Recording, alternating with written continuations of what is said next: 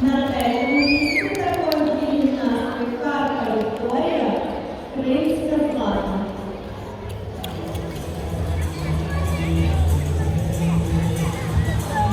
Ніка, на що ти ламаєш? На що ти? Карпа Вікторія. Я зараз так.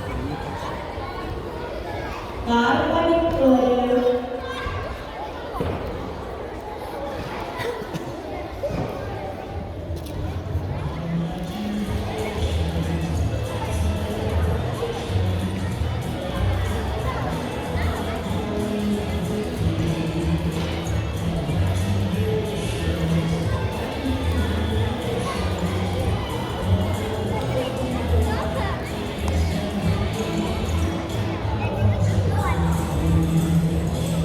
Вітаємо.